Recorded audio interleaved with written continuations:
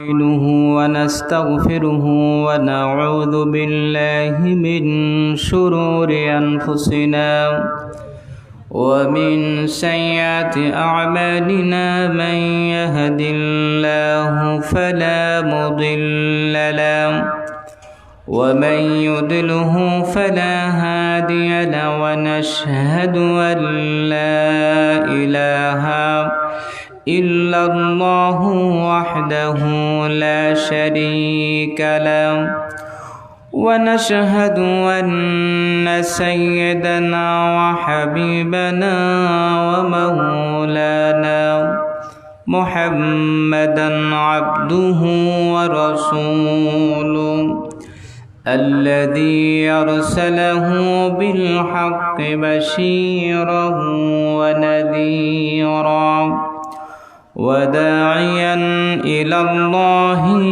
بإذنه وسراجا منيرا فقد قال الله تعالى في كلامه المجيد والفرقانه الحميد صلون على النبي يا أيها الذين آمنوا صلوا عليه وسلموا تسليما اللهم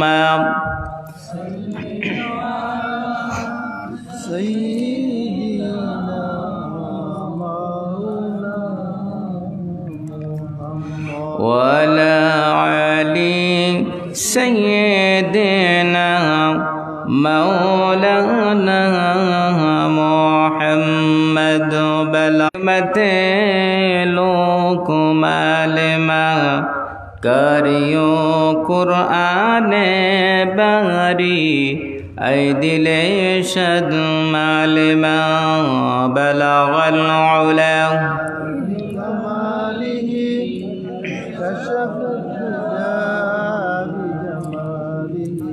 حسنة جميع خصاله صلوا عليه খালেক দামাত মুবারকাতুল আলিয়া এবং অত্র প্রতিষ্ঠানের সম্মানিত শিক্ষক এবং শিক্ষিকা মণ্ডলী সকল ছাত্রবৃন্দ এবং পদ্মার অবস্থানগত মা ও বোনেরা সামনে উপবিষ্ট অত্র আমাদেরকে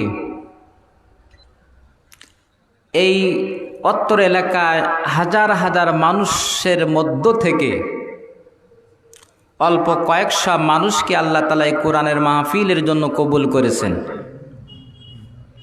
এই জন্য সে মহান মুনিবের প্রতি লাখ কোটি শুকর আদায় করি, একটু মহব্বতের সাথে বলি আলহামদুলিল্লাহ।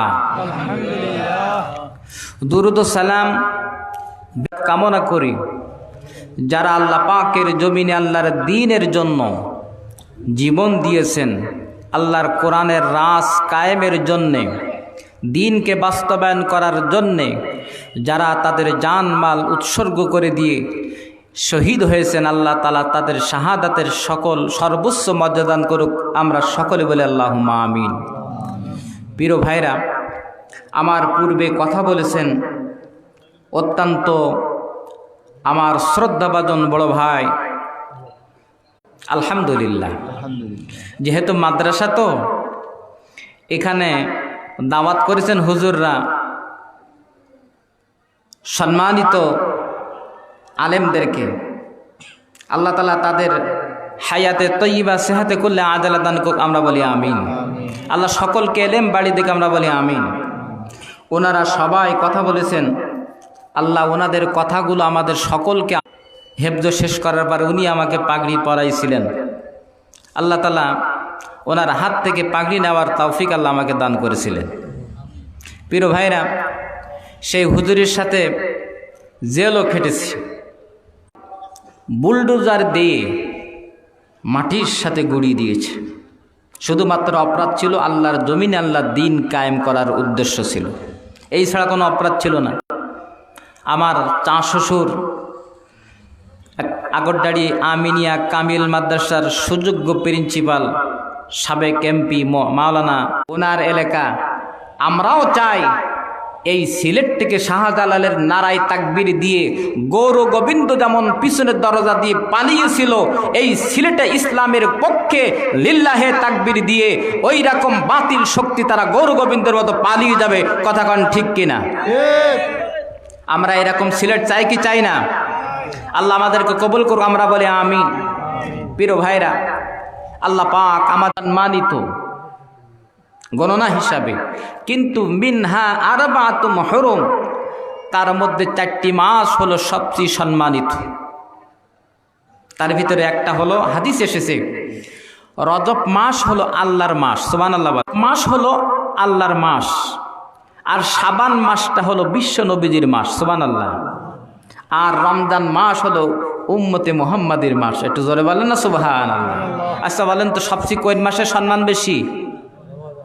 রমাদান। আল্লাহ তাআলা নিয়ামত দিয়েছেন আমাদের জন্য। রজব হলো আরবি শব্দ, তার জিব থেকে নির্গিত, এর আবিধানিক অর্থ হলো অধিক সম্মানিত এবং মর্যাদা সম্পন্ন একটি মাস হলো রজব মাস, সুবহানাল্লাহ।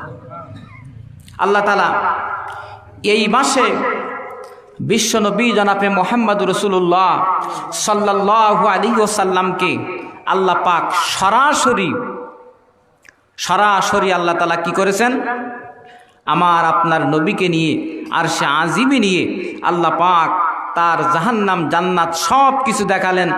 দেখানোর পরে আল্লাহ পাক তার রাসূল করিম সাল্লাল্লাহু আলাইহি ওয়াসাল্লামকে এই রাষ্ট্র মক্কা থেকে মদিনায় হিজরত করার পর আল্লাহ নবী মদিনার রাষ্ট্রপ্রধান হলেন, এবং সেই রাষ্ট্রটা কিভাবে চলবে এই বিধান আল্লাহ তাআলা মেয়ারাজের রাত্রিতে আল্লাহ তাআলা তার নবীর উপরে দান করেছেন, বলেন সুবহানাল্লাহ।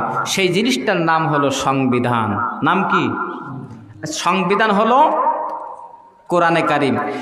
আমি আরেকটা জিনিস আপনাদেরকে ক্লিয়ার করি, আমাদের এই দেশটা চলে 2টা ভিত্তিতে। কয়টা ভিত্তিতে? একটা হলো সংবিধানের ভিত্তিতে, যেই দল ক্ষমতা আসুক কিন্তু সংবিধান থাকে একটা, ঠিক কিনা? আর প্রত্যেক দলের একটা গঠনতন্ত্র আছে, গঠনতন্ত্র, দলীয় গঠনতন্ত্র, আর সংবিধান হলো রাষ্ট্র চালানোর অবকাঠামো। এখন এই গঠনতন্ত্র হলো কিভাবে তার গঠনতন্ত্র দলীয়ভাবে চলবে, এটা রাসূল করিম সাল্লাল্লাহু আলাইহি সাল্লামের সুন্নত। কার আইন দিয়ে? আল্লাহর আইন দিয়ে। আমরা কার? আল্লাহ। আমাদের সৃষ্টি করেছেন কে? আল্লাহ। সেই আল্লাহর হুকুম দিয়ে চলবে রাষ্ট্র, কথা কন ঠিক কিনা? আল্লাহর হুকুম ছাড়া যদি দেশ চলে সেটা হলো মানব রচিত আইন, ওটা হলো কুফরি মতবাদ। আর কুফরি মতবাদ অনুযায়ী যারা রাষ্ট্র চালাবে তাদেরকে আমরা মুসলমান বলতে পারি না, কোরআন দিয়ে চালাতে হবে। প্রিয় ভাইরা, আল্লাহ রসুল সাল্লাল্লাহু আলাইহি ওয়াসাল্লাম মক্কায় উম্মে হানি ওখান থেকে বের হলেন। বের হওয়ার পর আল্লাহ রসুল সাল্লাল্লাহু আলাইহি ওয়াসাল্লাম তিনি বোরাকে চড়ে বাইতুল মাকদাসে আসলেন। বাইতুল মাকদাসে আসার পর এবার ওখান থেকে শুরু হলো নবীজির মেরাজ। বাইতুল্লাহ থেকে বাইতুল মাকদাস আকসা পর্যন্ত এটাকে বলা হয় ইসরা। এটা কি বলা হয়? ইসরা। এবার ওখান থেকে যেটা যাওয়া হয় সেটা বলা হয় মেরাজ, মানে উর্ধ্ব জগৎ, সিঁড়ি বেয়ে বেয়ে উপরের দিকে ওঠা, ওটাকে বলা হয় মেরাজ। আল্লাহ রসুল সাল্লাল্লাহু আলাইহি সাল্লাম তার মেরাজকে 2 ভাগে ভাগ, একটা হলো ইসরা আর একটা হলো মেরাজ। আমার কথা কি আপনারা বুঝছেন? কথা কি বুঝতে কোনো সমস্যা হচ্ছে? প্রিয় ভাই, রহিম সুবহানাল্লাযী আসরা বিআবদিহি লাইলাম মিনাল মাসজিদিল হারামি ইলাল মাসজিদিল আকসাল্লাযী বারাকনা হাওলাহু লিনুরিয়াহু মিন আয়াতিনা ইন্নাহু হুয়াস সামিউল বাসীর। সমস্ত রকম অক্ষমতা দুর্বলতা থেকে পুত পবিত্র সেই মহান সত্তা যিনি তার বান্দাকে ইসরা করালেন বাইতুল্লাহ থেকে বাইতুল মাকদাস, এটাকে বলা হয় ইসরা। আল্লাহ রসুল সাল্লাল্লাহু আলাইহি ওয়াসাল্লাম বাইতুল মাকদাসে যাওয়ার পর, যেহেতু আমি আলোচনা দীর্ঘায়িত করব না, আমি এই যদি মেরাজের এদিকে আলোচনা করি তাহলে মূল পয়েন্টগুলো সালাত আদায় করলেন। সমস্ত আম্বিয়া কেরাম নবী রসুলদেরকে নিয়ে আল্লাহ রসুল সাল্লাল্লাহু আলাইহি ওয়াসাল্লাম তিনি সালাত আদায় করলেন। তিনি ছিলেন ইমামুল মুরসালিন। সুবহানাল্লাহ, ইমামুল মুরসালিন। আমার নবীর নাম কি? ইমামুল মুরসালিন। আমাদের দেশে একটা প্রবাদ আছে যে মসজিদে রাজনীতি বক্তব্য করা যাবে না। আপনাদের এলাকা বলে নাকি? বলে ভাই, একটু কথা বলেন। আচ্ছা বলেন তো, মসজিদ ওখানে শুধু কি ইবাদতের জায়গা? কথা বলেন না। আল্লাহ রসুল সাল্লাল্লাহু আলাইহি শিক্ষা মন্ত্রণালয় ছিল, পররাষ্ট্রনীতি, তারপরে অনেকগুলো কাজ মসজিদ নববী থেকে আল্লাহ রসুল সাল্লাল্লাহু আলাইহি সাল্লাম তিনি পরিচালনা করতেন। প্রিয় ভাইরা, ইমাম শব্দের অর্থ হলো কি বলেন তো? নেতা। কিন্তু আমাদের দেশে ইমামদেরকে আমরা নেতা হিসাবে মানি না? জানলেই কোন গতি সে করে বলে। আপনাদের দেশে এলাকায় বলে নাকি? ইমাম শব্দের অর্থ হলো নেতা। আর এখানে ইমামের পরে ত লাগালি হয় ইমামত। ইমামত শব্দের অর্থ হলো নেতৃত্ব দেওয়া। আর ইমামতি শব্দের অর্থ হলো নেতৃত্ব প্রদান করা, এবং নেতৃত্বের আসন বন্টন করে তাকে বলা হয় ইমামত। সেই ইমাম করতে হবে, এর নাম হলো ইমামতি। কথা কন ঠিক কিনা? আল্লাহ রাব্বুল আলামিন কোরআনে কারিমের ভিতর আল্লাহ পাক বলেন, ওয়া ইয বিতালা ইব্রাহিম রাব্বুহু বিকালিমাতিন ফাআতাম্মাহুন্না ক্বালা ইন্নী জা। কয়েকটি কথা দ্বারা এই বিকালিমাতিন শব্দের ব্যাখ্যায় আল্লামা ইবনে কাসির তিনি শরিয়াতের আইনকে নিয়ে এসেছেন। আল্লাহ পাক হযরত ইব্রাহিম আলাইহিস সালামকে বললেন বিকালিমাতিন ফাআতাম্মাহুন্না, সেইগুলো সে পূর্ণ করেছিল।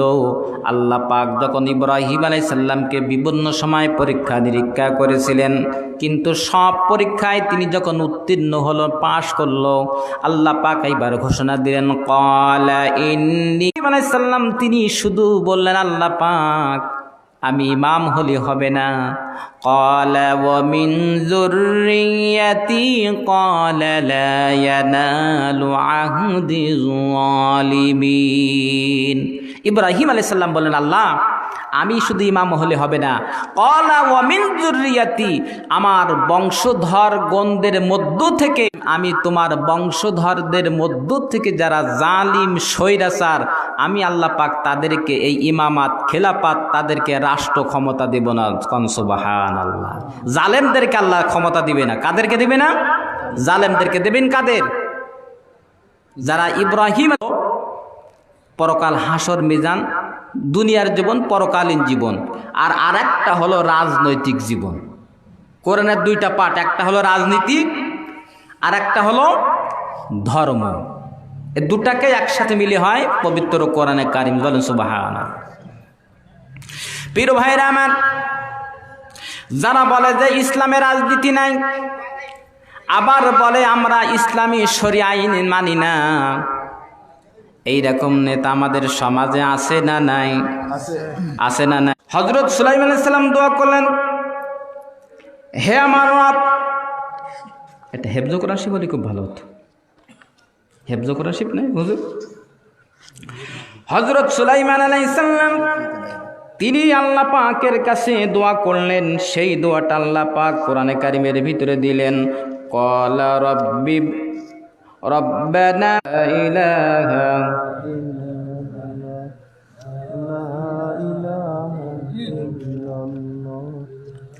লা ইলাহা ইল্লাল্লাহু মুহাম্মাদুর রাসূলুল্লাহ সাল্লাল্লাহু আলাইহি ওয়াসাল্লাম। হযরত সুলাইমান আলাইহিস সালাম সূরা সাদের ভিতরে আল্লাহ পাক বলেছেন। তাহলে রাষ্ট্র শক্তি ক্ষমতার জন্য দোয়া করেছেন সুলাইমান আলাইহিস সালাম। যারা বলে ধর্ম আর রাজনীতি এক নয়, তারা কোরআনের আয়াতকে অস্বীকার করেছেন। কথা কোন ঠিক কিনা? পীর ভাইরা আমার, জামানার নবী হযরত ইউসুফ আলাইহিস সালাম, তিনি আল্লাহর কাছে, হযরত ইউসুফ আলাইহিস সালাম তিনি যখন জেলখানার ভিতরে ঢুকলেন, ঢোকার পরে তখন কয়েদিরা বলছেন যে ইউসুফ, তোমার মতো মানুষ তো আমরা আর পাই নাই মিশরের ভিতরে। তা কেন? ইউসুফ, জুলাইখা এত একজন সুন্দরী তরুণী আপনাকে প্রেম নিবেদন করলো, আর আপনি তার প্রেমে সাড়া না দিয়ে আপনি বরঞ্চ অপরাধ না করো। ভাইরা আমার, হযরত ইউসুফ আলাইহিস সালাম তিনি আল্লাহ পাকের কাছ থেকে দোয়া চেয়ে নিয়েছেন। হযরত ইউসুফ আলাইহিস সালাম যখন মিশরের বাদশাহ যখন স্বপ্ন দেখলেন, স্বপ্নের ব্যাখ্যা তিনি করার জন্য বলছেন, এই মিশরে এমন একজন মানুষ আছে যিনি জেলখানার ভিতরে আছে, তিনি যে স্বপ্নের ব্যাখ্যা করেন ব্যাখ্যাগুলো হুবহু খেটে যায়। ওই কয়েকদিন কিছুদিন আগে ছাড়া পেলেন পাওয়ার পর আরদি ইন্নী হাফিজুন আলিম।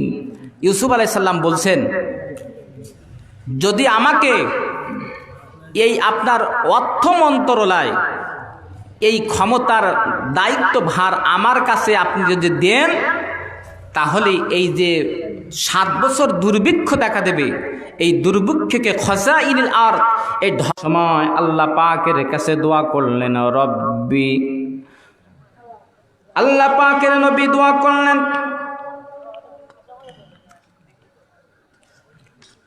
রব্বি আদখিলনি মুদখালা সিদকিন ওয়া আখরিজনি মুখরাজা সিদকিন ওয়াজআলনি মিন লাদুনকা সুলতানান নাসীরা। হে আমার রব, আপনি আমাকে এখান থেকে নিয়ে যাবেন, সত্যের সাথে নিয়ে যাবেন, আর যেখানে প্রবেশ করাবেন সত্যের সাথে প্রবেশ করাবেন। ওয়াজআলনি মিন লাদুনকা সুলতান, পাকের কাছে দোয়া করলেন। আল্লাহ পাক তাকে মদিনায় যাওয়ার পরে রাষ্ট্র ক্ষমতা দান করে দিলেন। সুবহানাল্লাহ। পীর ভাইরা আমার, আল্লাহর নবী বিশ্ব নবী মুহাম্মদ সাল্লাল্লাহু আলাইহি সাল্লাম তিনি যখন মক্কা থেকে মদিনায় হিজরত করলেন, যখন মেয়ারাজে গেলেন, মেয়ারাজে যাওয়ার পর এক আসমান থেকে আর এক আসমানের দূরত্ব হলো 500 বছরের রাস্তা। আচ্ছা, আমার এটা আচ্ছা আচ্ছা ঠিক আছে। এক আসমান থেকে আর এক আসমানের যেতে সময় কত বছরে ভাই? 500 বছরের রাস্তা। আল্লাহ পাক তার রাসূল সাল্লাল্লাহু আলাইহি সাল্লামকে এই 500তম রাস্তা পাড়ি দিয়ে সিদরাতুল মুনতাহা পর্যন্ত হযরত, সিদরা শব্দের অর্থ হলো কুল বৃক্ষ, আর মুনতাহা শব্দের অর্থ হলো শেষ সীমানা। পৃথিবীর থেকে যা কিছু উদ্যোগতি হয় ওর ওপরে আর যাওয়ার ক্ষমতা আর কারোর নাই। আল্লাহর নবী বিশ্ব নবী সিদরাতুল মুনতাহা তিনি যখন একাকী অবস্থায়, এমন সময় বিশ্ব নবীজি তার মনে মনে ভয় লাগতে লাগলো। জিবরাইল যখন তাকে ছেড়ে চলে এসেছেন, এমন সময় হযরতে বিলাল রাদিয়াল্লাহু তাআলা আনহু নবীজির চারিদিকে বিলাল হাঁটাহাঁটি করতেছেন, ঘোরাঘুরি করতেছেন। আল্লাহর নবী মিয়ারাজ থেকে এসে হযরত বিলালকে ডাকলেন, বিলাল তুমি কি এমন আমল করো যেই আমলের কারণে সিদরাতুল মুনতাহা আমি তোমাকে, ও বিলাল কি এমন আমল করো যেই আমলের কারণে আমি তোমাকে সিদরাতুল মুনতাহা অথবা জান্নাতের ভিতরে তোমার জুতার আওয়াজ শুনতে পেয়েছি? সুবহানাল্লাহ বলেন। প্রিয় ভাইরা আমার, বলেন, বিলাল কি এমন আমল করো, গোপনীয় আমল আমাকে একটু শোনাও। হযরত বিলাল বলেন, হুজুর আমার আমলের ভিতরে এতটুকু খাস আমল হলো, আমার যখন উজু ভেঙে যায়, প্রস্রাব যায়, পায়খানা যায়, সঙ্গে সঙ্গে উজু করি, 2 রাকাত সালাত আদায় করি। আমি আল্লাহ পাকের শুকরিয়া স্বরূপ আমি মা মিন মুসলিমিন ইয়াতাওয়াদ্দাউ ফায়াহসুনু উযু, যে মুসলমান পরিপূর্ণভাবে উত্তম রূপে উজু করলো, সুম্মা ইয়াকুমু ফায়ুসাল্লি রাকাতাইন, উজু করার পর 2 রাকাত সালাত আদায় করবে, নবীজি বলেন ইল্লা ওয়াজাবাত লাহুল জান্নাহ, তার জন্য জান্নাত আমার আল্লাহ ওয়াজিব বানায়া দিবে। নতুন নতুন কথা বলো, আজকে কোনো নতুন কথা আছে নাকি? তখন আল্লাহর নবী বলেন, হ্যাঁ চাচা, আজকে তো সবচেয়ে আশ্চর্য ঘটনা হয়েছে গত রাত্রি। কয় কি? আল্লাহর নবী বলেন, চাচা আবু জাহেল, গত রাত্রি আল্লাহ পাক আমাকে বাইতুল মাকদাস নিয়ে গেলেন, তারপরে সিদরাতুল মুনতাহা পাড়ি দিয়ে 7 তবক আসমান পাড়ি দিয়ে জাহান্নাম জান্নাত দেখলাম, আল্লাহর সাথে সাক্ষাৎ করলাম। কারণ আবু জেহেল জানে যে একটা মানুষ যদি প্রতিদিন হাঁটে তাহলে সে 16 মাইল পর্যন্ত হাঁটতে পারে। কয় মাইল? 16 মাইল।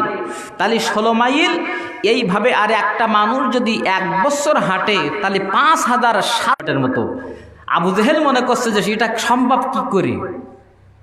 খাইছে, মুহাম্মাদের মাথায় একেবারে গেছে। 7 তবক আসমান পাড়ি দিলেন, আর সে আজিমে গেলেন, তারপরে এসে এখন আমার সাথে কথা বলতেছে। আবু জেহেল বলেন, মোহাম্মদ বিন সাথী মোহাম্মদ সাল্লাল্লাহু আলাইহি সাল্লাম নাকি গত রাত্রি বাইতুল মাকদাসে গেলেন। বাইতুল মাকদাসে যাওয়ার পর সিদরাতুল মুনতাহা পাড়ি দিয়ে 7 তবক আসমান পাড়ি দিয়ে জাহান্নাম জান্নাত দেখার পর তারপরে এখন বসে উজু করতেছেন।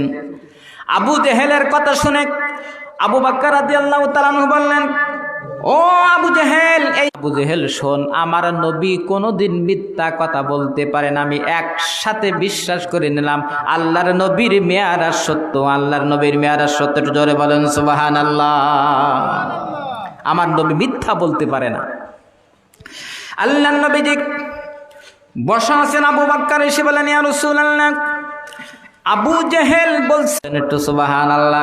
আল্লাহ পাক নবী বলেন, আবু বকর, আজ থেকে তুমি আবু বকর নয়, আজ থেকে তুমি সিদ্দিকে আকবর। সুবহানাল্লাহ। সত্যবাদীদের মধ্যে সবচেয়ে সত্যবাদী বলেন সুবহানাল্লাহ। সত্য হলো কোরআন, সত্য হলো নবী, সত্য হলো সাহাবায়ে কেরাম।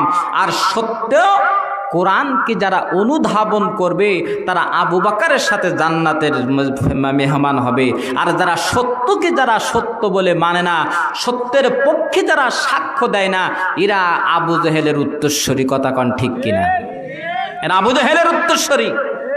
এই কোরআনকে যারা রাষ্ট্রীয়ভাবে ক্ষমতায় নিয়ে যেতে চায় এরা সত্য, আর কোরআনকে যারা রাষ্ট্রীয় ক্ষমতায় নিয়ে যেতে চায় না, শরিয়াতের আইন মানে না, এরা কখনো সত্যের পক্ষে নয়। এদের পক্ষে যারা সাপোর্ট করবে, এদের পক্ষে যারা দাঁড়াবে, কিয়ামতের দিন আবু জেহেলের সাথে তাদের হাসর হবে, এতে কোনো সন্দেহ আছে? আল্লাহ রাব্বুল আলামিন, ইব্রাহিম ইন্নাহু কানা সিদ্দিকান নাবিয়্যা, হে নবী আপনি ইব্রাহিমের কথা শোনায়া দেন আপনার উম্মতদেরকে, তার কারণ ইব্রাহিম ছিলেন সত্যবাদী, সত্যর পক্ষে একজন নবী। বলেন সুবহানাল্লাহ। যারা সত্যের পক্ষে থাকবে, সত্য হলো কোরআন, সত্য হলো নবীর হাদিস, এই পক্ষে যারা রায় দেবে, পক্ষে থাকবে, এরা সিদ্দিকে আকবরের সাথে, ইব্রাহিমের সাথে আল্লাহ তাদেরকে হাসর করাবে, আল্লাহ তাদেরকে জান্নাতের মাকাম দান করবে। বলেন সুবহানাল্লাহ। সত্যের পক্ষে থাকার জন্য আমরা সবাই প্রস্তুত আছি ইনশাআল্লাহ। সত্যের পক্ষে আমাদেরকে, ইনসাফের, ন্যায় এবং ইনসাফের পক্ষে আমাদেরকে রায় দিতে হবে। কিন্তু রায় যদি না দেই, অসত্যকে যদি আমরা সত্য বলে সাপোর্ট করি, কিয়ামতের মাঠে আমাদেরকে আল্লাহ পাকের আসামি হিসাবে কাঠগড়ায় আমাদেরকে দাঁড় করানো হবে। এই পক্ষে আমরা যেন সকলে ঐক্যবদ্ধ হয়ে আল্লাহর কোরআনের পক্ষে থাকতে পারি, সে তৌফিক যেন আল্লাহ আমাদেরকে দান করে, আমরা বলি আমিন। প্রিয় ভাইরা, আল্লাহ রাসূল সাল্লাল্লাহু আলাইহি সাল্লাম তিনি মেরাজ থেকে আসার পর বেদাতি করবে না, এদেরকে আল্লাহ ক্ষমা করার কথা ঘোষণা দিয়েছেন। সুবহানাল্লাহ বলেন। আর একটা আল্লাহ পাক বিশ্ব নবী সাল্লাল্লাহু আলাইহি সাল্লামকে বলছেন, ইয়া রাসূলুল্লাহ, আপনি মক্কায় যাওয়ার পর কিছুদিন থাকার পর যখন আপনি মদিনায় হিজরত করবেন, হিজরত করার পর আল্লাহ পাক আপনাকে রাষ্ট্র শক্তির ক্ষমতা দিবেন। সে রাষ্ট্র চালাবেন কিসের পদ্ধতিতে, কিসের সংবিধান? সেই সংবিধানের 14 দফা বাস্তবায়ন আল্লাহ পাক তার রাসূল করিম সাল্লাল্লাহু আলাইহি সাল্লামকে দান করেছেন। একটু জোরে বলেন সুবহানাল্লাহ। না হলো গঠনতন্ত্র, একটা কি গঠনতন্ত্র। বিএনপির একটা গঠনতন্ত্র আছে না, আমলিকের আছে, জামাত ইসলামের আছে, ছাত্র শিবিরের আছে, গঠনতন্ত্র। এটা মুখস্থ করতে হয়। অন্য দলের কর্মীদেরকে সম্মান বলতে পারবে না, কিন্তু আমার গঠনতন্ত্র ধরেন 1 থেকে 9 ধারা পর্যন্ত আমি মুখস্থ বলি দিয়ে পারবো ইনশাআল্লাহ। এটা লিল্লাহে তাকবীর, লিল্লাহে তাকবীর। আল্লাহ আমাদেরকে কবুল করে, আমরা বলি আমিন। প্রিয় ভাইরা, তাহলে দেশ চালাতে গেলে কি লাগে ভাই? সংবিধান। আমাদের 71 সালে সংবিধান ও কোরআনের দাম মনে হয় আমাদের অন্য দলদেরকে, নাকি? ও পরিবর্তন করা যাবে না। শরিয়া আইন আমরা মানব না, তাদের সমস্যা নেই, কিন্তু 71 সালে সংবিধান পরিবর্তন করা যাবে না। ভাইরা আমার, ওই সংবিধান হলো মানব রচিত সংবিধান, ওটা হলো কুফরি মতবাদ। ওই কুফরি মতবাদে যারা বিশ্বাস করবে, আল্লাহর কসম, আমি কামরুজ্জামান বলি নাই, আমার আল্লাহ পাকের কসম খেয়ে বলি, এই মতবাদী বিশ্বাসী হয়ে যারা কবরে যাবে, আল্লাহর নবী বলছে, সো কানসো কোন গয়রা মিম্বাদ, দূর হয়ে যা, তুই আমার উম্মত না। তুই যদি আমার উম্মত হতিস, তাহলে সংবিধান আল্লাহ তাআলা কি কি সংবিধান দিয়েছেন রাষ্ট্র চালানোর জন্য। আল্লাহ পাক তার রাসূলকে মেরাজের রাত্রি আল্লাহ এই 14টা ধারা, 14টা সংবিধান আল্লাহ তাআলা দিয়েছেন। সেই সংবিধান এক এক করে অল্প সময়ের ভিতরে আমি আলোচনা করব, আপনারা শুনবেন তো ইনশাল্লাহ? শুনবেন তো ইনশাল্লাহ? যেহেতু রজব মাস, গত রাত্রি আল্লাহ তাআলা তার রাসূল সাল্লাল্লাহু আলাইহি সাল্লামকে নিয়েছিলেন কোথায়? মেরাজে। সেই মেরাজ থেকে আল্লাহ তাআলা কি কি দিয়েছেন? সংবিধানের ধারা। আমাদের বাংলাদেশের সংবিধান ধারা আছে না? আল্লাহ একটা সংবিধান দিয়েছেন, সেই সংবিধানের নাম কি? কোরআন। সবাই বলে নাম কি? আল কোরআন। আল কোরআন।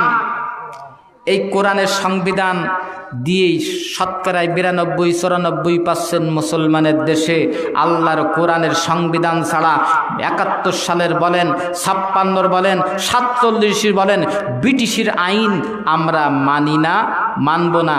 যারা কোরআনের সংবিধানকে রাষ্ট্রীয়ভাবে বাস্তবায়ন করতে চায়, তাদের পক্ষে থাকবো আমরা সবাই।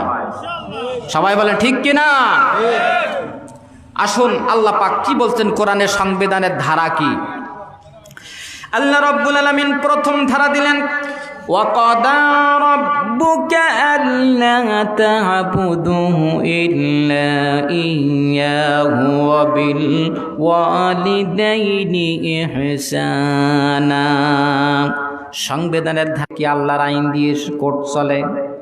কথা বলেন চলে? আল্লাহর আইন দিয়ে কি আমাদের বিচার ফয়সালা চলে? আল্লাহ রাব্বুল আলামিন বলেন, ওয়া মান লাম ইয়াহকুম বিমা আনজালাল্লাহু ফাউলাইকা হুমুল কাফিরুন।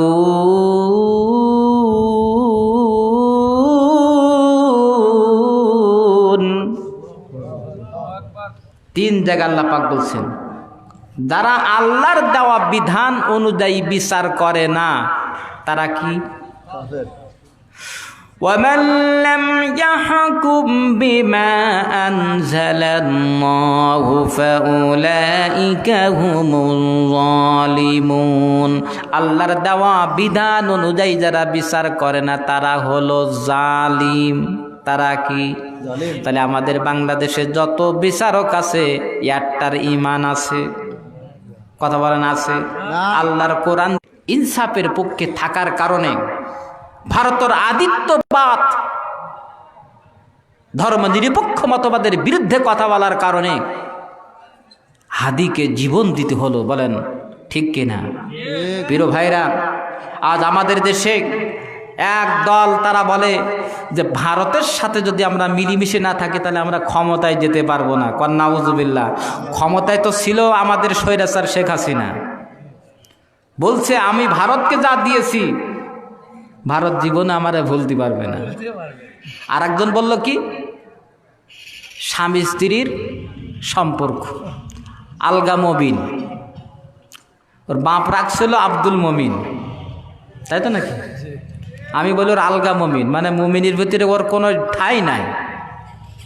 সে বলল আমাদের সম্পর্ক স্বামী স্ত্রীর মতো। নাউজুবিল্লাহি মিন যালিক। প্রিয় ভাইরা, ভারতের আধিপত্যবাদ এই বাংলাদেশে কায়েম হতে দেওয়া হবে না। ভারতের সাথে আমাদের যুদ্ধ হবে।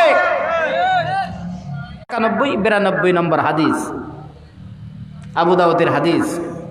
নবী বলেন, ইসাওয়াতানি বিন উম্মতি আহরাজাহুমুল্লাহু মিনান নার ওয়া ইসাবাতুন তাকজুল হিন্দা ওয়া ইসাবাতুন তাকুনু মা ঈসা ইবনে মারইয়াম আলাইহিস সালাতু ওয়াস সালাম। কিয়ামতের মাঠে দুই শ্রেণীর মানুষকে আল্লাহ পাক জাহান্নামের আযাব থেকে মুক্ত করে দেবেন। সুবহানাল্লাহ। আবু হুরায়রা বলেন, ফাইন আদরাকতুমুহা উনফিক ফিহা নাফসি ওয়া মালি।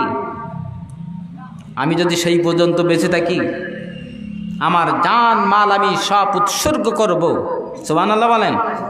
ওয়া ইন কুতিলতু কুনতু মিন আফদালিশ শুহাদা।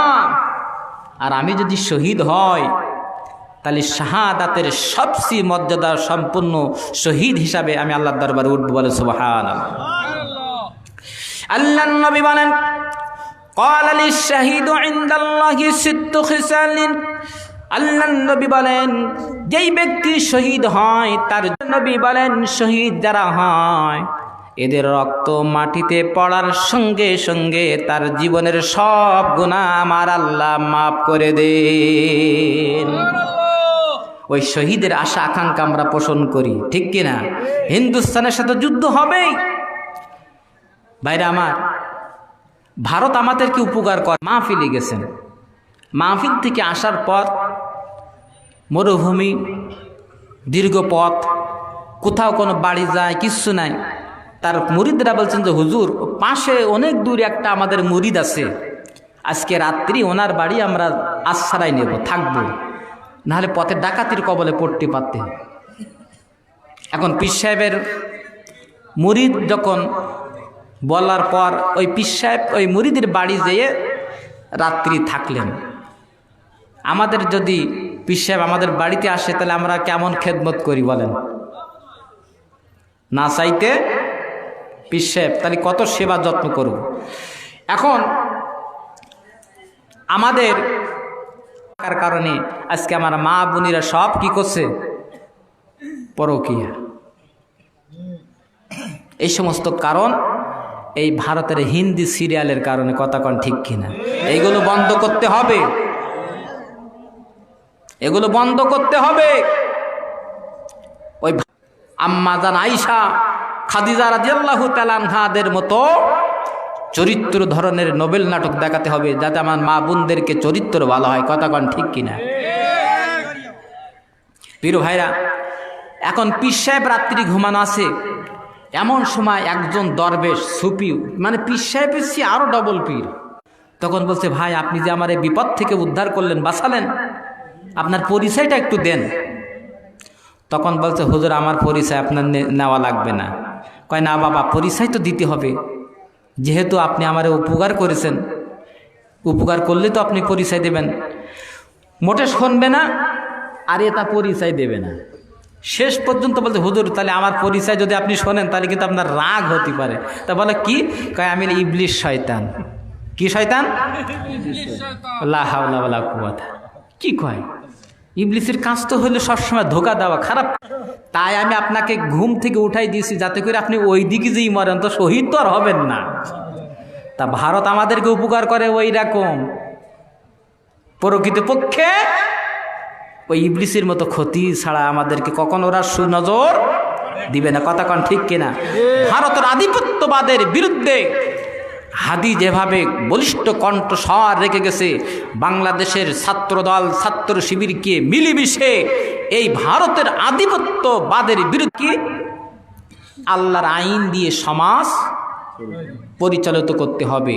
যদি আল্লাহর আইন দিয়ে সমাজ না চলে তাহলে আপনি কাফের, আপনি ফাসেক, আপনি জালেম। আল্লাহ রাব্বুল আলামিন এর অনেকগুলো ব্যাখ্যা আছে। ইসলামী আইনের উপরে যথেষ্ট পড়াশোনা আছে, কোরআনের আইনও আছে। আর কোরআনের বিচার হলো কি, আজকে হাদির খুনির কোনো বিচার হচ্ছে না। যদি আমাদের দেশে ইসলামী আইন থাকতো তাহলে এই খুনিকে নিয়ে এত টালমাহাল করতো না, কথা কোন ঠিক কিনা? এতদিন খুনি অ্যারেস্ট হয়ে এত সময় তার শাস্তি বাস্তবায়ন হতো যদি আল্লাহর কোরআন সমাজে বাস্তবায়ন থাকতো। আল্লাহ রাব্বুল আলামিন বলেন, وَكَتَبْنَا عَلَيْهِمْ فِيهَا أَنَّ النَّفْسَ بِالنَّفْسِ লিপিবদ্ধ করে দিয়েছেন।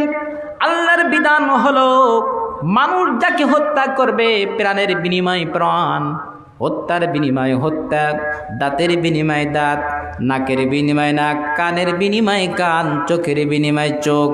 এইভাবে আল্লাহর বিধান যদি সমাজে বাস্তবায়ন হতো, একটা সন্ত্রাসী চাঁদাবাজ কোনো মানুষকে পাথর মেরে মেরে তাকে নির্মমভাবে হত্যা করতে পারত, সাহস হতো না।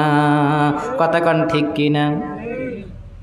প্রিয় ভাইরা আমার, আল্লাহর বিধান যদি সমাজে বাস্তবায়ন হয়, একজন প্রশ্ন করছে এক মাহফিলিতে, হুজুর যদি ওনারা ক্ষমতা যায়, যদি কত ফাকতাউ আইদিহুমা, চুরি করলে তার হাত কাটো, এটা কার বিধান? আল্লাহর বিধান। আচ্ছা ভাই, এই কাদিয়ানিরা এরা মুসলমান না কাফের? আমার আলোচনা কি আপনাদের ভালো লাগছে না? আমি কিন্তু আপনাদের ছাড়ি বোঝানোর চেষ্টা করতেছি। আচ্ছা, কাদিয়ানিরা কাফের না মুসলমান? আচ্ছা, কাদিয়ানিরা কাফের কেন বলেন? আল্লাহর আইন মানে নেবে না। এই চারটা অক্ষরকে যদি না মেনে কাদিয়ানিরা কাফের হয়, আলা লাহুল খলকু ওয়াল আমর, এখানে 15টা শব্দ আছে। এই আলা লাহুল খলকু ওয়াল আম, সৃষ্টি যার, আইন চলবে তার। এই আল্লাহর আইন দিয়ে কি রাষ্ট্র সমাজ চলে? তাহলে 15টা অক্ষর আমরা অস্বীকার করলাম, তাহলে আমরা মুসলমান নাকি? আপনাদের ফতোয়া বলেন। কাদিয়ানিরা যদি 4টা অক্ষর না মেনে কাফের হয়, আমরা তো 500 মতো আয়াত আছে আল্লাহর বিধান সমাজ পরিচালনা করা, একটা বিধানও আমাদের রাষ্ট্রীয়ভাবে আছে নাই। তাহলে আমরা মুসলমান বলে দাবি করি কি? প্রিয় ভাইরা আমার, আল্লাহর বিধান যে কথাটা বলছিলাম, যে হুজুর আপনারা যদি ক্ষমতা যান তাহলে তো দেশের লোকের হাত থাকবে না, সব হাত কাটা যাবে। আমি স্যার ভাই, সৌদি আরবে কি আইন আছে তো চুরি করলে হাত কাটা গেলে? হায়, তো সৌদি আরবের লোকের মানে হাত একটাও নেই না, সব কাটা গেছে? কি সৌদি আরবের মানুষের হাত নাই ভাই? না, সব কাটা গেছে? আমি বললাম ভাই, মানুষ চুরি করে, একটা হলো স্বভাবে আর একটা হলো অভাবে। ইসলামী রাষ্ট্র যখন ক্ষমতায় আসবে, স্বভাবের চোরদের হাত কাটা হবে, অভাবের চোরের হাত কাটা হবে না। মানুষ 3 দিন পর্যন্ত রাস্তায় রাস্তায় ঘুরবে, জাকাতের মাল নেওয়ার মতো একটা মানুষও রাষ্ট্রে পাওয়া যাবে না। এইরকম রাষ্ট্র একটা চাই কি চাই না? সুযোগ কিন্তু বারবার আসে না, আল্লাহ সুযোগ করে দিয়েছে। আল্লাহ পাক বলছেন, এই সুযোগের পরে যদি তোমরা হাতছাড়া হও, ইয়াস্তাবদিল কওমান গায়রাকুম, তোমাদের উপরে জাতি আমি চাপিয়ে দেব, এমন একটা জাতি চাপিয়ে দেব যারা তোমাদের উপরে জুলুম করবে। যা বিগত আল্লামা সাইদি বলেছিলেন, আমি পশ্চিম আকাশে কালো মেঘ জমা হয়েছে, যা সুবহে সাদেক হওয়া অসম্ভব। আপনারা যদি ভুল করেন তাহলে শুভে সাদেক হওয়া অসম্ভব হয়ে যাবে। সেই ভুল করার কারণে 15.5 বছর এই দেশের আলেম ওলামা পীর মাশায়েখ তাদের উপরে কিভাবে নির্যাতন, শেষ বেশ চরমনা পীর সাহেবের এক ঘুষি মেরে নাক মুখ ফাটাই দিয়েছিল, ঠিক কিনা?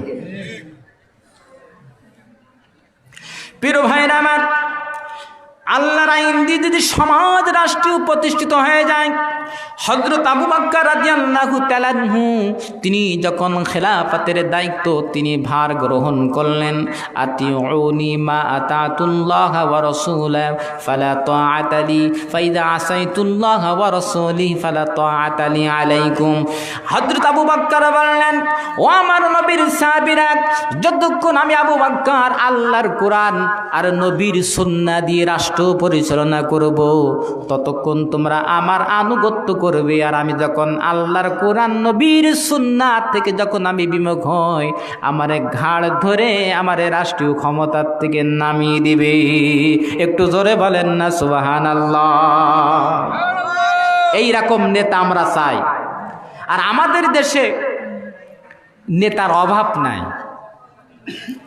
ভাইরা আমার, নেতা হতে গেলে 5টা কোয়ালিটি গুণ তার মধ্যে থাকতে হবে। যদি আপনাদের সমাজে ওই রকম নেতা আসে, এই 5টা গুণ যাচাই করে তারে আপনারা সাপোর্ট দেবেন, তা না হলে কিন্তু খবর আছে। হয়তো দুনিয়ায় আপনার খবর না হবে, কিন্তু আখেরাতে খবর আছে। 1 নম্বর নেতার গুণ থাকতে হবে হুব্বুন নাস, মানুষের নেতা হতে হবে। নেতা ছিলেন কেমন? এমন যদি হতো আমার দেশের শাসক হতো, ওমরেরই মতো হতো, আবু বকরের মতো, জনগণের খোঁজ খবর নিত। আলহামদুলিল্লাহ, যেখানে বিপদ সেখানে যে তিনি হাজির হচ্ছেন। নাম নেব ওনার নামটাকে, দায়িত্ব ভার কাঁধে দিতে না পারি তাহলে কি হবে একটু শুনুন। ওতে এবং ওয়াইন, আর যদি ওয়াইন তাতাওয়াল্লাও, আর যদি তোমরা মুখ ফিরে নাও, ইস্তাবদিল, তিনি পরিবর্তন করে দেবেন। উপরে জুলুম করেছিল, ওই জুলুম থেকে আল্লাহ পাক এই জাতিকে একটা উদ্ধার করলেন, বাঁচিয়ে দিলেন। মানুষের বাক স্বাধীনতা হরণকে আল্লাহ পাক ফেরাইয়া দিলেন। আমাদের দেশের সার্বভৌমত্ব স্বাধীনতা ছিল কে বা কোথায়? আপনারা সবাই শিক্ষিত না আরো ভাঙিয়ে বলা লাগবে? আলহামদুলিল্লাহ, আজকে শ্রোতাগুলো খুব ভালো, আলহামদুলিল্লাহ।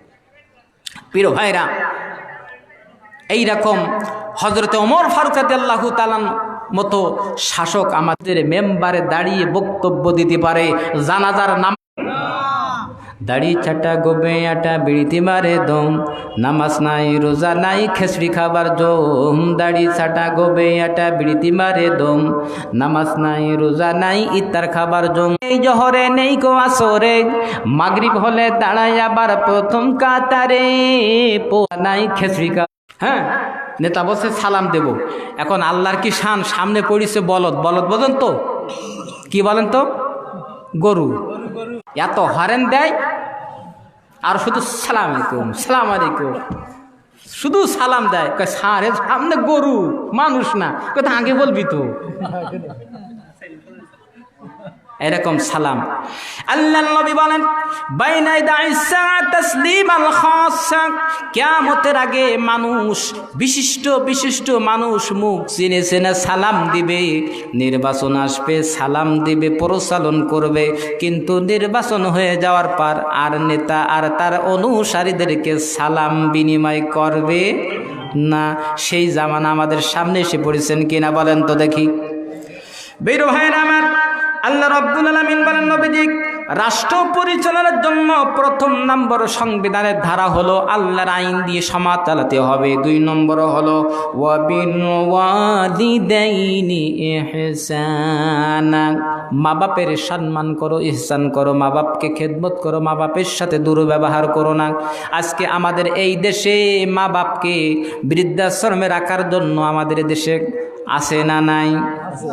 ঢাকাতে আছে, খুলনায় আছে, আপনাদের সিলেট আছে কি জানি না, নাই না?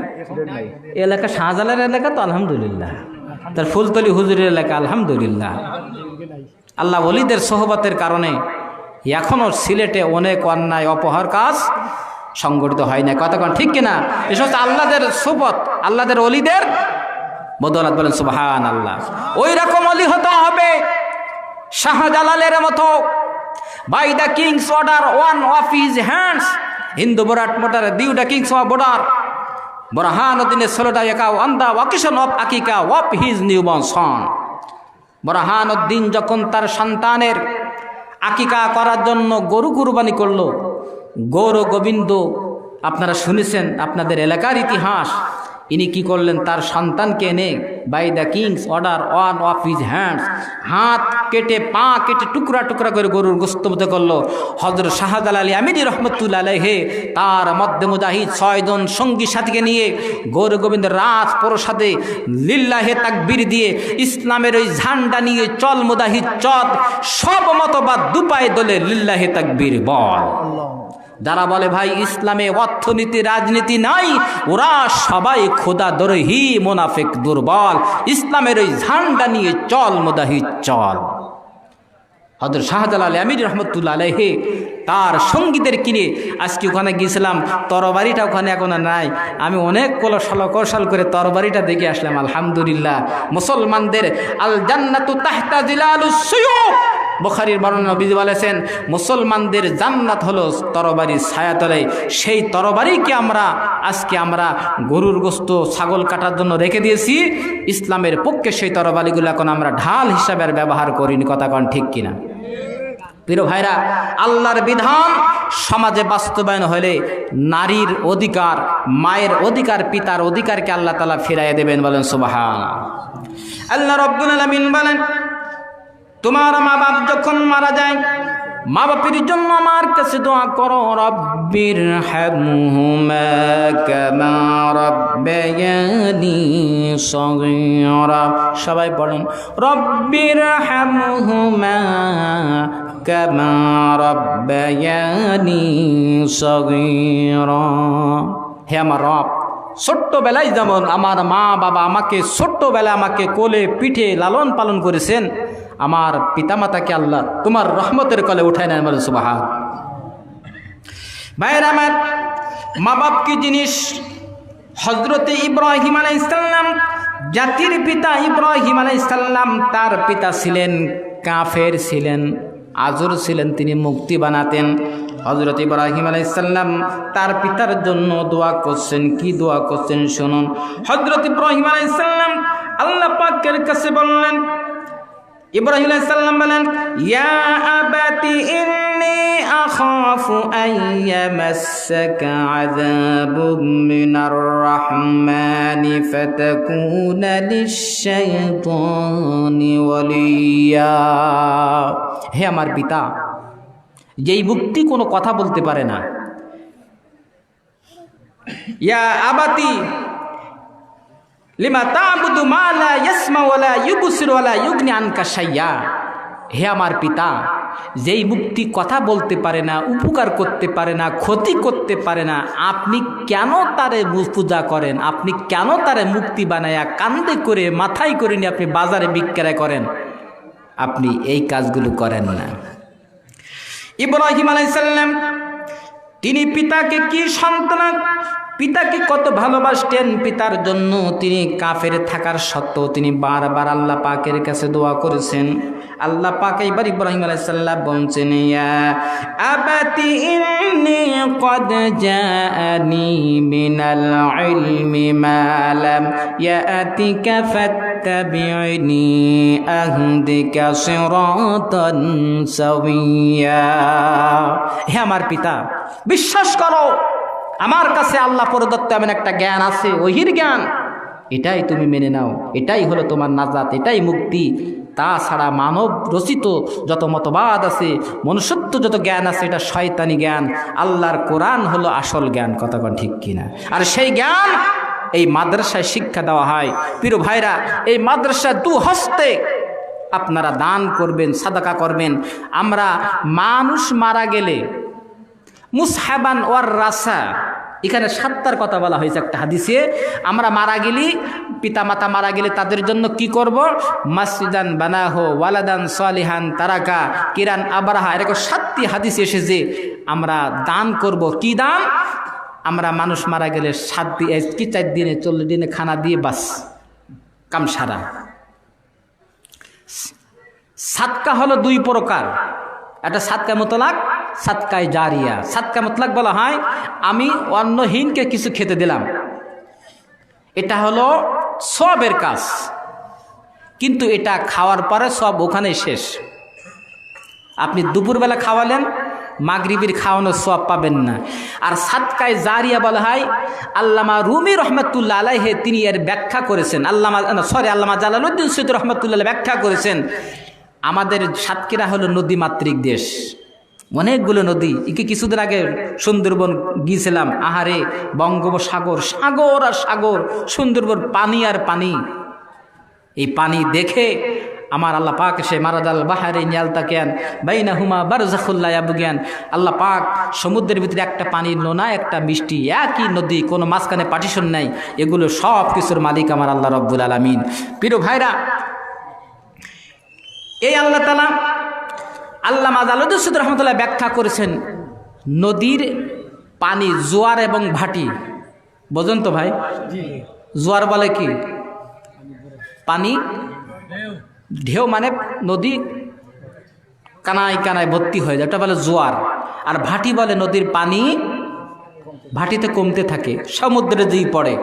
আল্লামা জালালউদ্দিন রহমতুল্লাহ বলছেন, কেউ যদি আল্লাহর দ্বীনের জন্য মাদ্রাসা, খানকা, এতিমখানা, কোন একটা গরিব ছাত্র অসহায় যে আল্লাহর কোরআন শিখবে, মাদ্রাসায় মানে হাদিস শরীফ কিনতে পারে না, আমার টাকা দিয়ে যদি আমি তাকে সেই অর্থ দিয়ে মাদ্রাসায় কয়েকটা ছাত্রকে পড়ানোর ক্ষমতা যদি আল্লাহ আমার আমি দেই, আল্লামা জালালউদ্দিন রহমতুল্লাহ বলছেন, যেমন জোয়ার ভাটা কিয়ামত পর্যন্ত ধারাবাহিকভাবে চলতে থাকে, এই রকম সাদকা জারিয়া যে করবে কিয়ামত পর্যন্ত তার পিতামাতার আমলনামায় এইভাবে নেকি পৌঁছাতে থাকবে। একটু জোরে বলেন সুবহানাল্লাহ। আমরা মসজিদে মাদ্রাসা দান করবো ইনশাল্লাহ।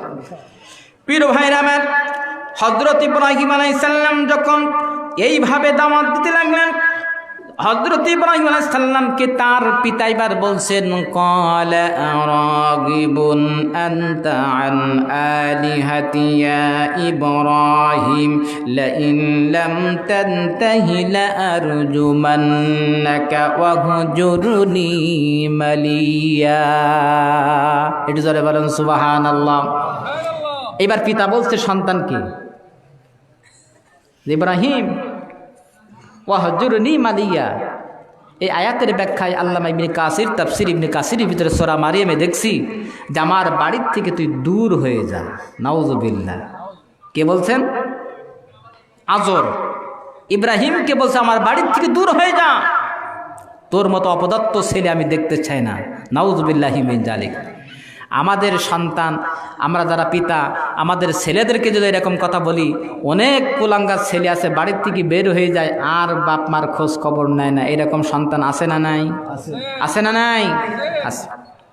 প্রিয় ভাইরা আমার, হযরত ইব্রাহিম আলাইহিস সালাম কি সুন্দর বক্তব্য দিলেন। ক্বালা সালামুন আলাইকা সাআস্তাগফিরু লাকা রাব্বি ইন্নাহু কানা বি হাফিয়া।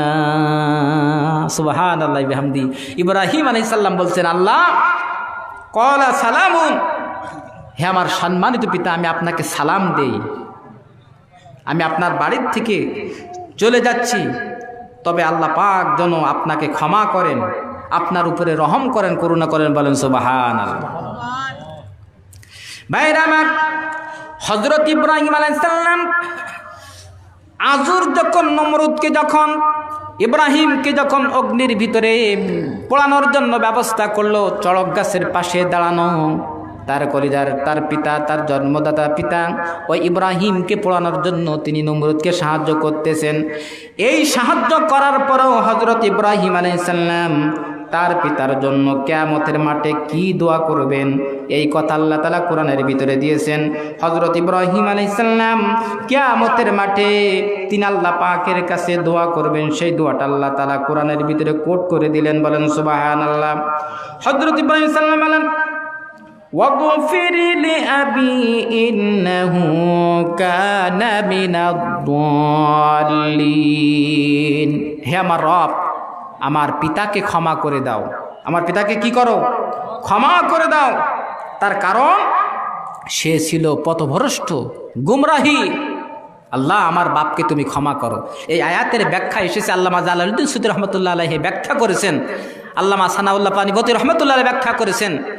কিয়ামতের মাঠে যখন ইব্রাহিম আলাইহিস সালাম তার পিতা আজরকে যখন জাহান্নামের ফেরেশতারা শিকল দিয়ে বেঁধে যখন টানতে টানতে নিয়ে যাবে, তখন আল্লাহ পাকের নবী ইব্রাহিম আলাইহিস সালাম দোয়া করবেন, ওয়ালা তুখজিনি ইয়াউমা ইউবাসুন ইয়াউমা লা ইয়ানফাউ মালুন ওয়ালা বানুন।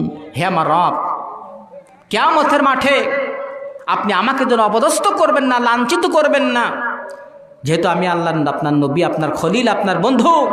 কিয়ামতের মাঠে আমার পিতাকে যদি জাহান্নামের ফেরেশতারা শিকল দিয়ে বেঁধে টেনে হেঁচড়ে যে জাহান্নামে নিয়ে যায়, এই দৃশ্য আমি ইব্রাহিম দেখতে পারবো না।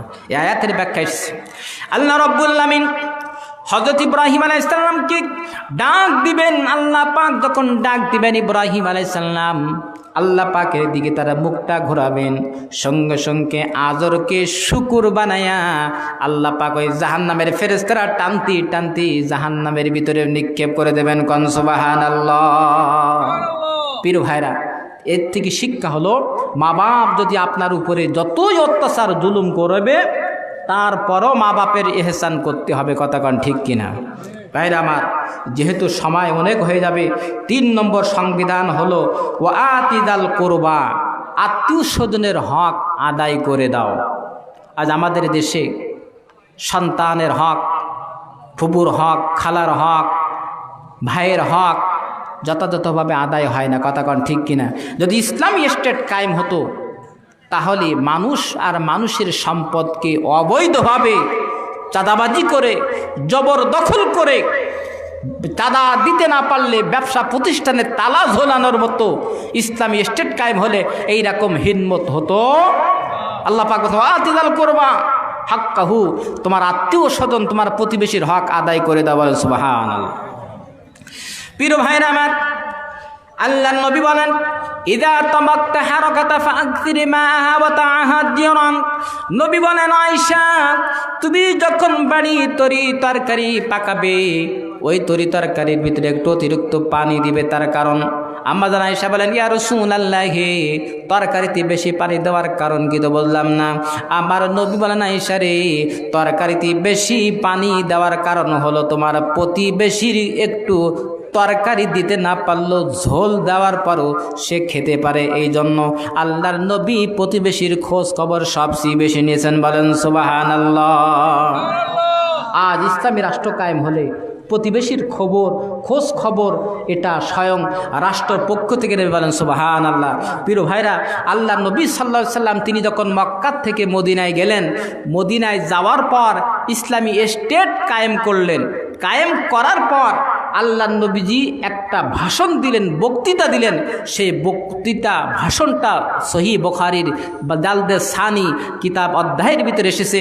আল্লাহ নবী সাল্লাল্লাহু আলাইহি সাল্লাম অনেকগুলো পয়েন্ট কথা বলেছেন, রাষ্ট্রের কাঠামো কি হবে, রাষ্ট্রের উন্নয়ন কিভাবে হবে। তার ভিতরে 1 নম্বর কথা ছিল, আল্লাহ নবী বলেন, মান তারাকা দায়ানান আও দিয়ান ফালাইয়া, আমার রাষ্ট্রের মধ্যে কোনো ব্যক্তি যদি মারা যায়, তার ঋণ পরিশোধ করার মতো যদি তার কোনো অর্থ সম্পদ না থাকে, তার এতিম বাচ্চা, তার বিধবা নারী দেখা, তার স্ত্রী দেখার কোনো লোক যদি না থাকে, আমি মুহাম্মদ বিন আব্দুল্লাহ এই মদিনার রাষ্ট্রপ্রধান হিসাবে আমি তার সন্তান, তার ছেলে মেয়ে, তার ঋণ পরিশোধের দায়িত্ব আমি মুহাম্মদ সাল্লাল্লাহু আলাইহি সাল্লাম কাঁধে উঠাইয়া নিলাম। এইরকম রাষ্ট্রনায়ক আমরা চাই কি চাই না?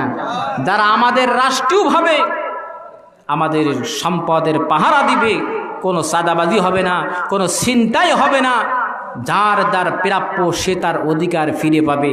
এই রকম শাসন ভার আমরা দেখতে চাই।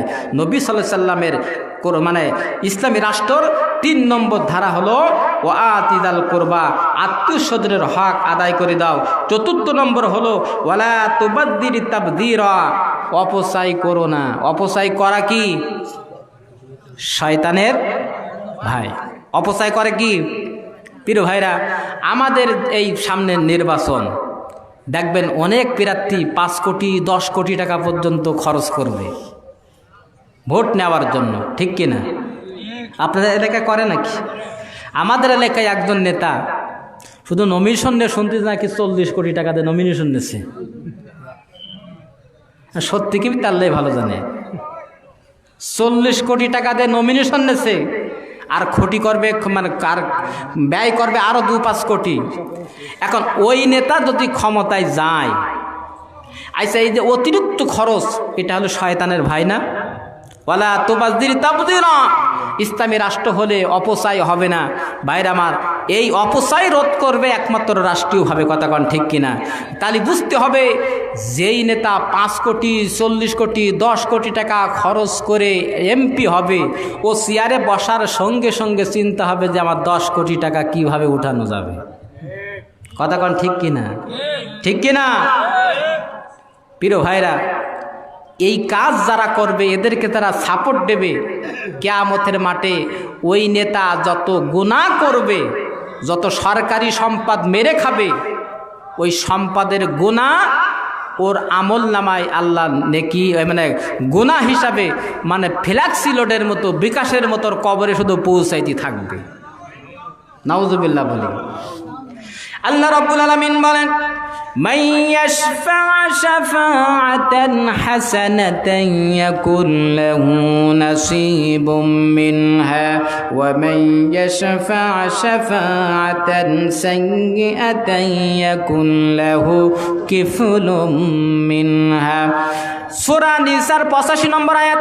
আল্লাহ রাব্বুল আলামিন বলেন, যেই ব্যক্তি ভালো কাজের সুপারিশ করবে, সেই সুপারিশ করার কারণে সেই ব্যক্তি যত ভালো নেক আমল করবে, ওই নেক আমলের একটা সাদকায়ে জারিয়া আল্লাহ পাক তার কবরে পৌঁছায় দেবে। একটু জোরে বলেন সুবহানাল্লাহ।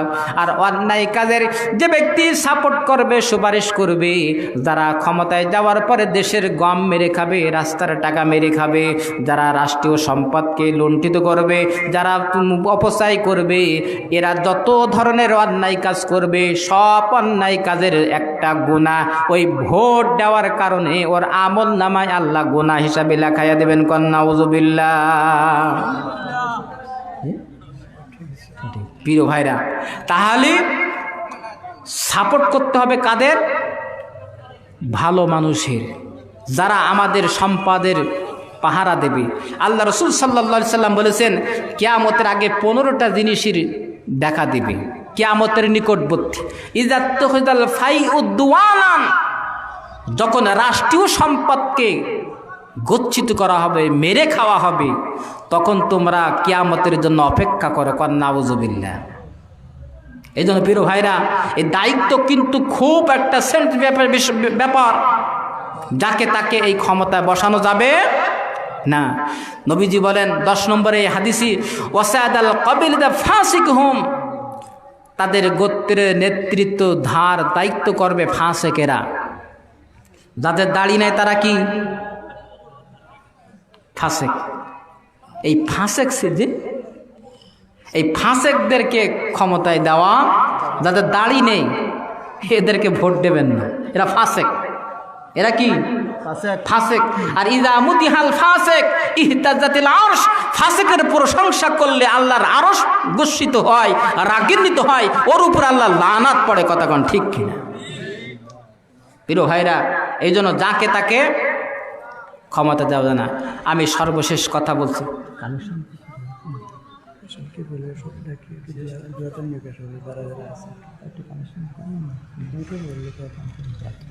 প্রিয় ভাইরা, আমি আপনাদেরকে আচ্ছা, আমার কথা কি আপনারা বেজার হচ্ছেন নাকি? কথা বলেন, বেজার হচ্ছেন? এটা আমাদের পরকালে পাথেয় হিসাবে, পরকালে আমরা নাজাত পাই, এই জন্য এই কথাগুলো বলছি। আমি সহ আল্লাহ যেন আমাদের সকলকে নাজাতের ওসিলা করে আমরা বলি আমিন। প্রিয় ভাইরা, ইসলামী দৃষ্টিতে ভোটের 5টি পর্যায় দিক আছে। তার বলে ভোট দেওয়া জায়েজ নেই, আমি বলি আছে 5টি। 1 নম্বর হলো সাক্ষ্য দেওয়া। আমি সাক্ষ্য দেব লোকটা কেমন। ওয়ালা তাকতুমুশ শাহাদা ফাইন্নাহু ইয়াকতুবু আলা কলবি, সত্যের পক্ষে যারা সাক্ষ্য দেয় না তাদের অন্তর হলো পাপী। 2 নম্বর হলো সুপারিশ করা। মান ইয়াশফা শাফাআতান হাসানা, যাকে ভোট দেব প্রথম সাক্ষ্য দেবো লোকটা ভালো, 2 নম্বর সুপারিশ করব, 3 নম্বর হলো উকালাতি নিযুক্ত করব, এই রাষ্ট্র চালানোর জন্য, তারপরে দেশটাকে চালানোর জন্য আমি উকিল হিসাবে তাকে নিযুক্ত করব। 4 নম্বর হলো আপনার আমানত। আমানত, এই আমানতটা আমি কার উপরে রাখছি, এই আমানাতের খেয়ানার জন্য না হয়। তার কারণ হল দিন আলিমান আমালাতাহু, যার কাছে আমানাতদারি নাই তার দিনও নাই, তার ইমানও নাই। কথা কোন ঠিক কিনা? এই জন্য প্রিয় ভাইরা আমার, সর্বশেষ কথা হলো শরহুল ফিকহিল আকবার, হানাফি মাযহাবের বিখ্যাত কিতাব। ওখানে আছে নাসবুল ইমামি ওয়াজিবুন আলাল খালক, সমকালীন সকল অধিবাসীদের প্রতি তাদের রাষ্ট্র, সমাজ এবং দেশের নেতৃত্বের ভার যাদেরকে দেওয়া হয় তাদেরকে বলা হয় ইমাম এবং নেতা, এবং এদেরকে বানানো এটা হলো ওয়াজিব সমকালীন। আল্লাহ তাআলা আমাদেরকে কোনো কবুল করুন, আমরা বলি আমিন। প্রিয় ভাইরা আমার, আল্লাহ পাকের কাছে আমরা সকলে পানাহ চাই। আল্লাহ আমাদের দেশটাকে আল্লাহ তুমি কবুল করো, আল্লাহ আমাদের দেশটাকে কোরআনের জন্য কবুল করো, আমরা বলি আমিন। প্রিয় ভাইরা, আমি প্রায় 650 কিলোমিটার পথ পাড়ি দিয়ে আমি আপনাদের এলাকায় এসেছি।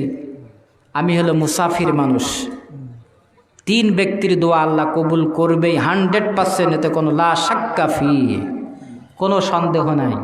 আমি এখনও মুসাফির, আমি আপনাদেরকে নিয়ে গভীর রজনীতে দোয়া করব। আল্লাহ নবী বলেন ইয়াকুলু রাbb তাবারাকা ওয়া তাআলা মান ইয়াকুলু তাবারাকা ওয়া তাআলা হিনা ইলকাল সামাঈদ দুনিয়া, আল্লাহ তাআলা শেষ তবক আসমানে আসে, রাত যত গভীর হয়। এই পৃথিবীর সিস্টেম হলো সকাল থেকে রাত, মানে সকাল 9টার থেকে অফিস আদালত শুরু হয়, 5টা 4টা বাজে সারা পৃথিবীর অফিস আদালত ব্যাংক ব্যালেন্স সব বন্ধ হয়ে যায়। আর রাত যত গভীর হয় আমার আল্লাহর বরকত রহমতের দরজা তত খোলা হয়। সুবহানাল্লাহ বিহামদি। আমি আপনাদের কাছে একটু আবদার করব, দাবি করব, এই অত্র প্রতিষ্ঠান আপনাদের গড়া, এই প্রতিষ্ঠানের জন্য সর্বপ্রথম কে একজন ব্যক্তি, অনেকের ভাই, অনেকের বাবা, অনেকের ছেলে আমেরিকা আছে, ব্রিটেনে আছে, যেটা লন্ডন বলে, আর সিলেটটা হলো লন্ডন, দ্বিতীয় লন্ডন, ঠিক কিনা? আল্লাহ আপনাদেরকে সম্মান দিয়েছেন, টাকাও দিয়েছেন। আমি আপনাদেরকে প্রথম বলবো, একজন ব্যক্তি হুজুর 5,000 টাকা আমি এই আলিম মাদ্রাসায় আমি দিলাম, আমার ছেলে, আমার আব্বা, আমার আপনজন বিদেশে থাকে, মাদ্রাসা ছাত্রী দিয়েছেন, আল্লাহ তাআলা তুমি তার দানকে কবুল করো, আমরা বলি আমিন। 5,000 টাকা প্রথম ভাইজান। ওয়া দাওয়াতুল মুসাফির, মুসাফিরের দোয়া কবুল হবেই হবে 100%, এতে কোনো সন্দেহ নাই। আল্লাহ পাকের কাছে আমি দোয়া করব গভীর রাত্রিতে। কে আছেন ভাই যে হুজুর আমার ছেলে, আমার মা মারা গেছে, আমার আব্বা মারা গেছে, আমার বাপের জন্য আমি 5,000 টাকা অত্র প্রতিষ্ঠানের জন্য আমি দান করলাম। এই সাদকায়ে জারিয়া কিয়ামত পর্যন্ত আপনার মা বাবার কবরে তো হাদিয়া যাবেই, সাথে সাথে আপনার আমল নামাও আল্লাহ নেকি লিখে দিবেন। সুবহানাল্লাহ। আল্লাহর নবী বলেন আস-সাদাকাতু তুতফিউল মা কামা ইউতফিউন নারুল মালহাতাব। নবী বলেন পানি যেমন আগুনকে নিভিয়ে দেয়, দান সাদকা ঠিক তদরূপ পাপগুলো মোচন করে দেয়। সুবহানাল্লাহ। একজন ব্যক্তি একটু হাত তুলেন ভাই, 5,000 টাকা, 5,000, 1,000, 500, 100, 200, কেউ খালি হাতে যাবে না ইনশাল্লাহ, কেউ খালি হাতে যাবেন না। আমি 5-7 মিনিট আপনাদেরকে একটু সময় নেব। আপনারা কে আছেন ভাই? একজন ব্যক্তি বলেন ভাই হুজুর আমি 5,000 টাকা এই আলিম মাদ্রাসায় আমি আমার আব্বার জন্য হোক, পিতার মানে দাদার জন্য, দাদির জন্য, যে কারোর জন্য হোক, 5,000 টাকা হুজুর আমি এই মাদ্রাসায় দান করে দেব। প্রিয় ভাইরা, আল্লাহর নবী বলেন ইয়াকুলুল আব্দি মালিক, মালি, বান্দা বলে মাল আমার, আমার মাল, আমার মাল। ওয়া ইন্নামা লাহু মিন মালি, আল্লাহর নবী মাল তোমার নয়, মাল তোমার নয়, মাল হলো নবীজি হাদিসে 3 ভাগে ভাগ করেছেন। কয় ভাগে? 3 ভাগে। সাবেক ছাত্র আব্দুল্লাহ আওরতলা 10,000 টাকা দিল। আলহামদুলিল্লাহ, লিল্লাহে তাকবীর। দানকারীরও দানকারীরও জিন্দাবাদ, দানকারীরও দানকারীরও। সাবেক ছাত্র আব্দুল্লাহ, আল্লাহ তার দানকে কবুল করে, আমরা বলি আমিন। ও বাবা বোন অসুস্থ তো, অসুস্থ, ইনশাল্লাহ দোয়া হবে শেষে। দুহালি আনসার মাগফিরাত করলে 10,000 টাকা দিবে সামনে। লিল্লাহে তাকবীর, 10,000 টাকা। লিল্লাহে তাকবীর বলেন তো হালিম সাহেব, 10,000 টাকা। লিল্লাহে তাকবীর। দানকারীরও 15,000। আলহামদুলিল্লাহ, আল্লাহ কুল্লি হাল। আল্লাহ আমার ভাইজানের, আল্লাহ তার নেক হায়াত দারাজ করো। তার আপনজন তারা দুনিয়ার থেকে চলে গেছে, আল্লাহ তাদেরকে মাফ করে, আমরা বলে আমিন। দিয়ে ধন বুঝে মন কেড়ে নিতে কতক্ষণ, বড় বাড়ি বড় গাড়ি সঙ্গে কিছু যাবে না, মৃত্যুর পরে সঙ্গে তুমি কাপন ছাড়া কিছুই পাবে না। দানকারীরও মা বাপেরও সুখে রাখো কবরে, নূরের টুপি পরায়ও আল্লাহ উঠাবেন কাল হাসরে। ভাইরা আমার, আল্লাহ নবী বলেন ইয়াকুল আব্দি মালি মালি ওয়া ইন্নামা লাহু মিন মালি। নবী বলেন, বান্দা বলেন মাল আমার, আমার মাল, আমার মাল। আল্লাহ নবী বলেন মাল তোমার নয়, মাল হলো 3 ভাগে ভাগ করা যায়। 1 নম্বর হলো আপনি যত উপার্জন করবেন তার একটা অংশ আপনি প্রতিদিন 3 বেলা খাবেন, এটা হলো আপনার মাল। 2 নম্বর হলো আপনার জীবদ্দশায় যতদিন পৃথিবীতে বাঁচবেন আপনার পরিধান পোশাকের জন্য আপনি পরিধান করবেন, এটা আপনার মাল। কিন্তু আপনার যা খেয়েছেন এটা আপনার সব শেষ হয়ে গেছে, আপনার পোশাকগুলো নষ্ট হয়ে গেছে। নবী বলেন 3 নম্বর মাল হলো আল্লাহর মসজিদ অথবা দ্বীনের প্রতিষ্ঠানের জন্য যারা দান সাদকা করে যাবে।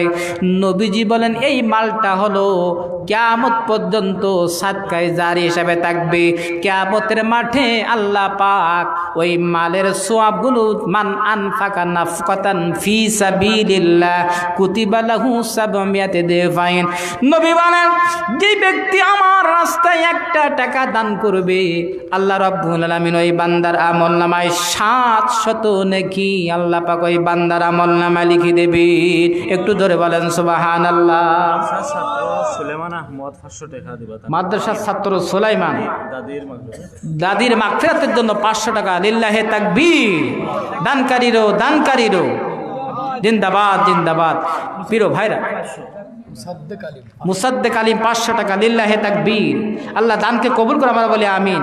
দিয়ে ধন বুঝে মন কেড়ে নিতে কতক্ষণ, বড় বাড়ি বড় গাড়ি সঙ্গে কিছু যাবে না, মৃত্যুর পরে সঙ্গে তুমি কাফন ছাড়া পাবে না।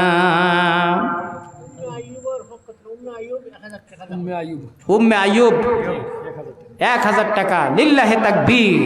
দানকারীরও দানকারীরও জিন্দাবাদ জিন্দাবাদ। আল্লাহ আমার ভাইকে আল্লাহ তুমি নেক হায়াত দাস করো, বিপদ আপদ থেকে আল্লাহ মুসিবত থেকে আল্লাহ তুমি মুক্তি করে দাও, তার আপনজনের উপর আল্লাহ তুমি রহম করো, বলে আমিন।